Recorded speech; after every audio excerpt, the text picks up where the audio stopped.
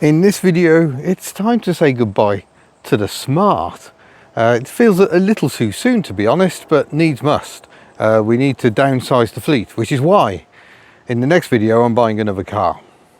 And it's £200 and I've not seen it before, and it's got to get me home via the Netherlands. So stay tuned for video 2. But video 1, we've got to go and deliver this car to Birmingham, where its new owner lives up in Edinburgh. Scottish Car Enthusiasts and Trains TV, Davey, who's been a long time supporter of Hubnut, thank you Davey, he has bought the Smart. You may be thinking the Smart looks quite well smart, and indeed we have smartened it up a treat. We'll be doing a separate video on how we got it to look like this. It's typical, it's like the cleanest car on the fleet, so let's sell it. The day has already been quite involved. It's gone 2 o'clock now, getting on for 3 o'clock in the afternoon. We had to use Ellie for school prom for the 2nd year running, because one of the Hublet's friends wanted to borrow Ellie, so we used Ellie for that. Followed a lovely Volkswagen Beetle 1300 in. Lovely day. The proms are so much fun, and lots of people clapping and enjoying it. It was, yeah, lovely. Then we had to vote, go and do our democratic thing, but don't worry, we're not going to talk politics, just important to vote, so we did.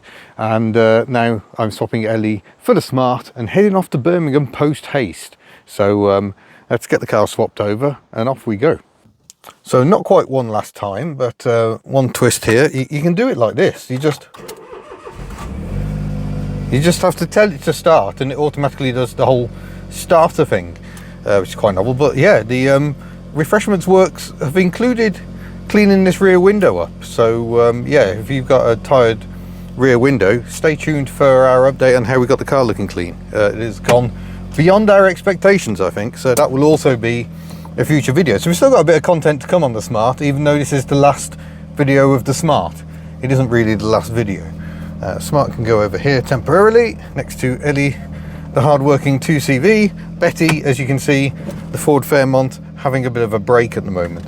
On the way back, we've got to pop into Air on Coast campsite, because I borrowed a book from the library. Very good, as Ian Rankin books always are. Yeah, I wasn't meant to take that with me really, but yeah, I kind of had to.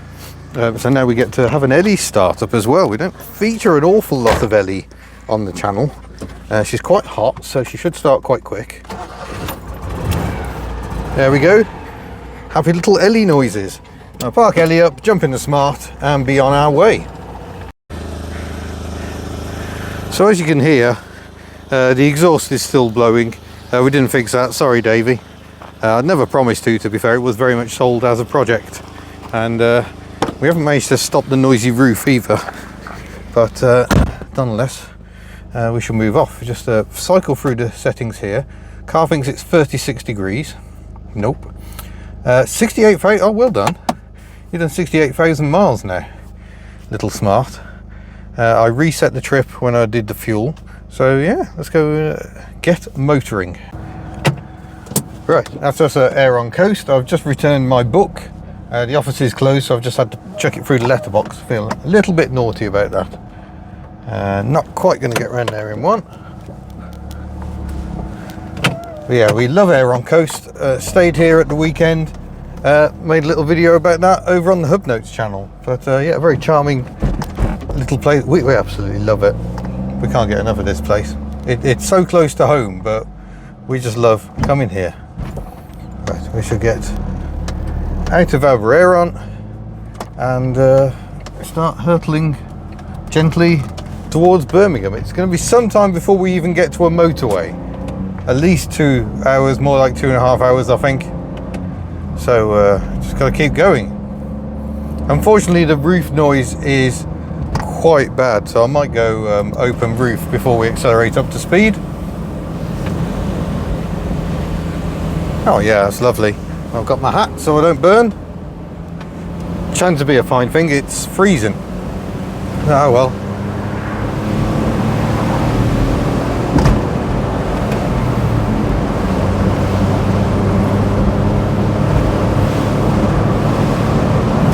And really I'm going to miss this little car. It's been a great little project for us. It arrived, it was so sad when it arrived with us. It had been parked up, forgotten, seized alternator, which meant it wouldn't even run. But thanks to kind-hearted friends, we managed to do battle with the starter motor that died because of the dead alternator. We got the alternator freed off again, and all is well. In fact, I've just remembered, sorry Davey, I forgot to pack the spare alternator. I'll have to find a way to get that to you. Hopefully we'll see you at one of our meets at some point. We'd like to get up to Scotland ourselves, to be honest, but we shall see. I'm not giving too many clues about the new car just yet, but obviously you can think of our requirements. Nice big family car, easy parts supply, and you can imagine how against those principles it is. But yeah, we shall find out more in the next video.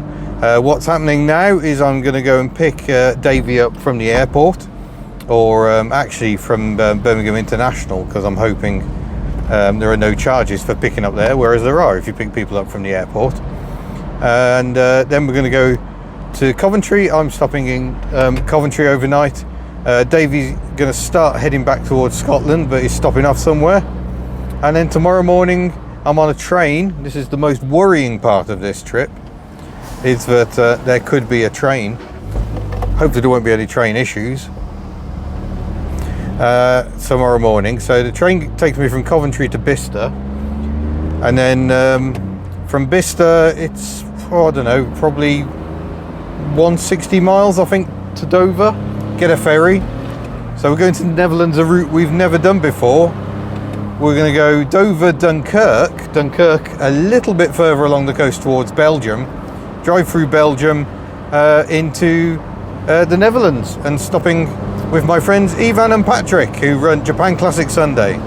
So we should be with them late tomorrow, all being well with the new car. But like I say, £200, MOT runs out 6th of August, which is currently just about a month away. The MOT history does not make for great reading. It'll be fine.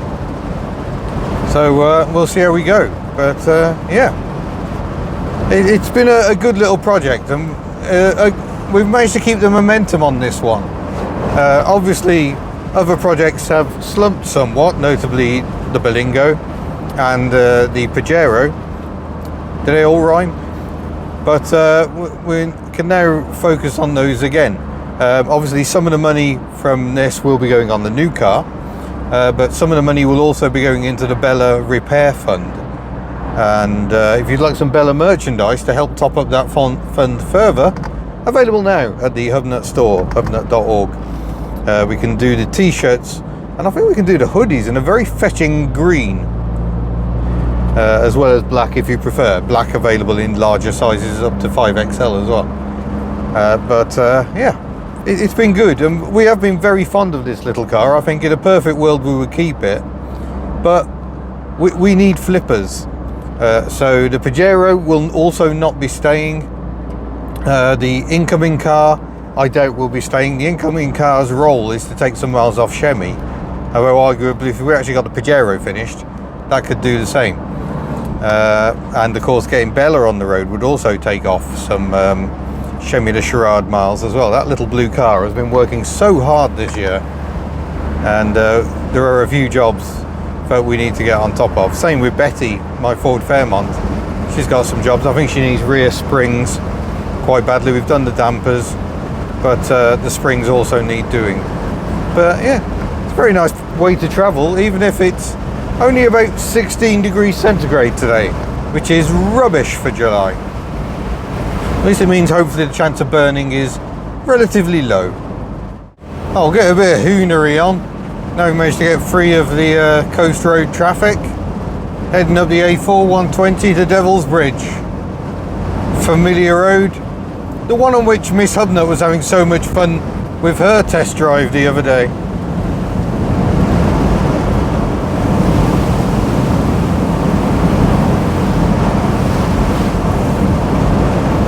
And the handling of the Smart is certainly okay. It's got skinny little front tyres, so it will start pushing a bit wide if you go a bit silly, but for most of the time you can corner about as quick as you'd want to, really. And you learn to predict the gearbox, so you downshift a little earlier than you might do normally, and by the time it's in the gear you want, you're in the right place. I mean, I used to be one of those people who go, oh, the gearbox. But that's because I only ever drove Smarts a short distance. In this Smart, we've done probably getting on for 700 miles in total, certainly by the time I get to Birmingham. And that very much changes your opinion of the gearbox. It's a bit like driving a Citroen CX. They say your first 10 miles in a Citroen CX, you'll think it's absolutely awful because you got the weird Daravi powered self-centering steering, the very floaty ride, and of course the very fierce brakes. But do 100 miles in a CX and you'll fall in love. And maybe the Smart's the same. It is uncomfortable though, and to be honest, that's probably the main reason why it's not hanging around longer. Miss Hubnut finds it okay, but I find the seat too hard and not quite wide enough. It doesn't offer enough support. And the ride, a lot of the time the ride's pretty decent, but over broken ground it gets very, very choppy because of how short it is and how short the wheelbase is. And that can be a little uncomfortable. Well, we've reached Shrewsbury after diversions and general awfulness, but we are going to have to wait at the roundabout. But yeah, a first opportunity to actually get up to motorway speeds. Dual carriageway has been in very, very short supply. Excuse me, still not healthy. Might be getting unhealthy again, don't really know. But let's take her up to 70 and see what it's like when the traffic lights allow us. There we go. Didn't think I was going to beat that Discovery Sport.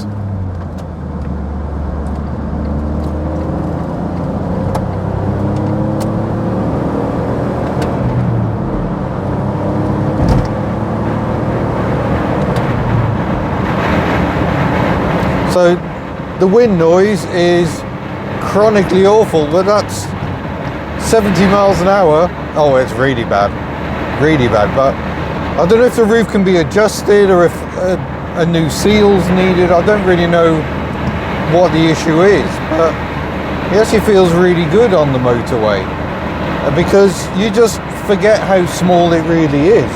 The rear window is just behind my seat, but because you sit so high up, it doesn't feel like a small car. And even though it's quite gusty today, it doesn't seem to be getting blown around very much, so that's good.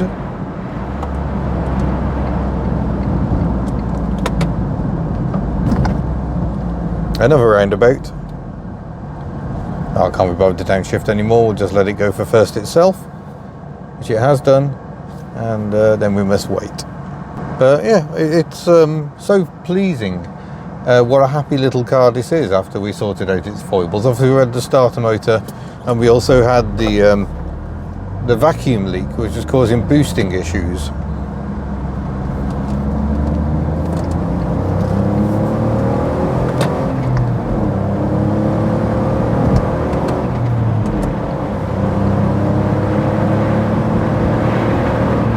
May have to concede, I'm probably not getting the same economy as when Miss Hubnut drives it, but almost to Birmingham, 43 miles to Birmingham, and we need to go a bit beyond to get to the airport, but we've still got plenty of time. Might get some food along the way. Oh gosh, I felt that. That was a bit of wind. We are at Telford Services, where I've just been charged an awful amount of money for a pasta box, but it was actually quite tasty. But you may be able to hear the banana engined goodness in the background. I think it's a banana engine. It's a Smiley Transit anyway. What a lovely noise. So they're wondering what the hell I'm doing standing in a car park talking to my phone. But yeah, little Smart, going really, really well. I'm going to see if I've got some tape in my bag though. I don't know what it is with this roof. I don't know if it's just, it fits really nicely in the corners, but not here. And I think this is where the wind is getting in. So I can try and move the roof back and bend it down and see if I can get it to fit better, or see if I've got some tape to make it a bit quieter. We're going to go straight to Coventry and get my hotel, drop my bags off, and then we'll head back out to see Davey and say goodbye to the lovely little Smart. Let's wait for it. As you get over 50 miles an hour is when the wind noise gets bad. Yeah, there's some. I'd say that's a definite improvement. Probably be immediately cancelled out if I open the roof again, but I don't think I am, unfortunately. It's just not nice enough. Oh, traction control lights flashing again. If I forget to mention that, Davey, it does that. Yeah, that is considerably improved. So there you go. If you've got excessive wind noise in your Smart Cabrio, try just bending the middle of the roof down as a first measure. Oh, that is night and day different. Fantastic. Love an easy, cheap fix. Just listening, Duran Duran, a Brummy band. We're in Birmingham. That's where this car was sold new. Stop for copyright. Well, I've made it to Coventry. I'm staying in this brutalist nightmare here, the Britannia Hotel. Bit of an absolute state. I've abandoned the Smart here temporarily, gone and checked in. All is good. So I think I'm going to head to the airport now, because I'm not sure I should be parked there, but plenty of other people are. There's people driving around on pavement. Maybe it's just a bit free form down here. It's part of Coventry University behind me. Very lush, lots of trees. Seems quite a nice spot. But yeah, let's go and head towards the airport, I think. Although then I've got to try and find somewhere to park at the airport, so you can't win. I will add that the only reason I'm in, close the door properly, the brutalist horror of the Britannia Hotel is because it's quite cheap. It's 45 quid a night. The staff seem fairly unbothered by anything, bordering on rude, but somehow managing to get you a key card finally. Lots of security checks. It's the most rigorous reception area I've ever been in. I think it'd be easier to just blag your way into an RAF base, but nonetheless, we're in. The room looks quite comfortable. Decent air through the window, so hopefully it'll be an all right night. I'm facing this road, so I might get lots of traffic, but hopefully it won't be too bad. And yeah, cheap is what you get. But you know, a Premier Inns are like over £100. No thank you. I quite like a Premier Inn, but not at that price. I like them when they were 35 quid. It seems a long time ago. Anyway, let's head vaguely towards the airport. How lovely is this? We've parked in the short-term parking. We found another Smart. So we have two of them as the sun sets on Smart ownership. This is not the first time I've said goodbye to a car here. You remember the Maestro van? That was way back at the start of the channel.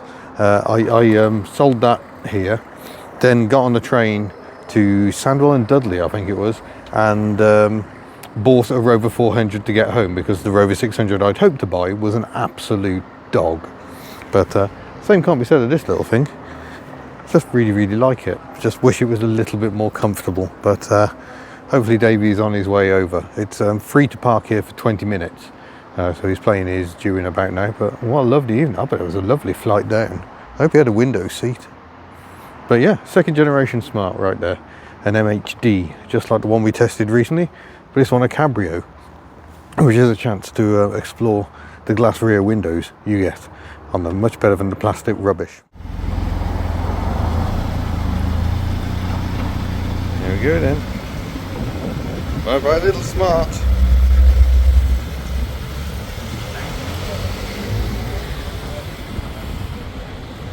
And she's gone. Look at the sky. Oh, sun sets on another car on the Hub Nut fleet. So that's it. The Smart is gone. This is my hotel room. It's not too bad.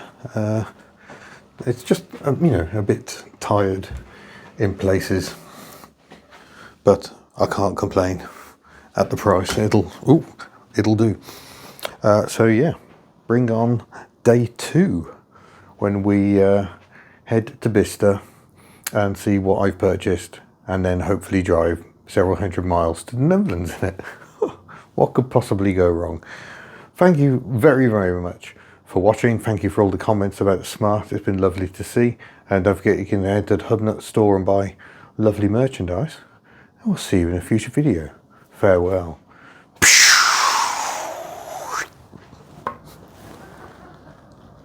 Gorgeous guy. Good job I don't need floor 5, isn't it?